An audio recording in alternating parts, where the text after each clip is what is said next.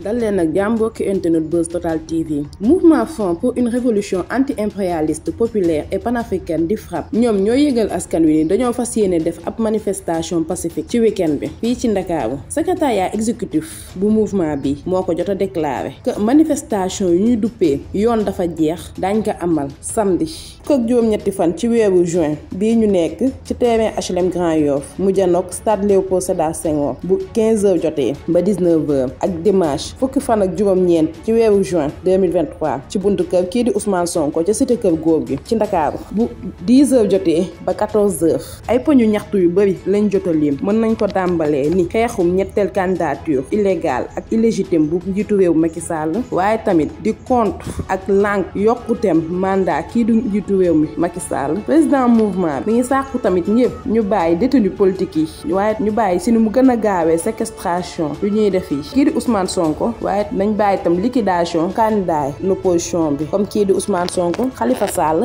ak Karim Wade waaye tamit ñu yëkkati ci nu mu gën a gaawee sans délai suspension illégale bu signal bu ëttu taskaayu xibaar bi di Walfadjri waaye tam nañ bàyyi nervi yi ñuy utiliser ci askan wi waa FRAPP di leeral ni kii di préfet bu Dakar moom jot naa tere ñeenti manifestation bu mouvement bi namoon amal le 12 ba le 15 juin 2023 ak tam benn manifestation buñ doon amal ngir soutenir ñii di liggéeykatu Escart Télécom yi ñuy wax ni tere yu bëri yooyu noonu préfet bi di leen tere ci organisation seen manifestation yooyu noonu mënatu la wéy te ñoom loolu duñ ko nangu te ñuy sàkku tam ci njiitu réew Macky Sall ngir mu permettre ñii di opposants yi ñu mën a wax seen xalaat ñaxtu lu ñuy ñaxtu ci jàmm ak salaam secrétariat exécutif national bu FRAPP mi ngi woo membre am yëpp ak sympathisant mi ngir ñu mobiliser pour ñu mën assurer succès ñaari manifestation yooyu ñu nam amal ca week-end bu ñu sukkandikoo suñu naataango yu waa Sénégal Sidya Ndiaye nekkoon fi secrétaire général de la fédération générale des travailleurs du Sénégal FGTS moo génn àddina mercredi bi fukki fan ak ñeent ci weeru juin fee ci hôpital principal bu Ndakaaru Sidya Ndiaye nekkoon ku dëggu te ñu ràññewoon ko lool ci xeexum syndicalisme nekkoon benn combattant infatigable indomptable te nekkoon ku nga xam ne da doon défendre intérêt liggéeykat collectivité territoriales yi taxaw leen fu nekk Sidya Ndiaye nekkoon benn leader syndical un homme de terrain bu nga xam dafa yàgg xeexal ay naataangoom yu muy liggéeyal nekkoon di promouvoir droit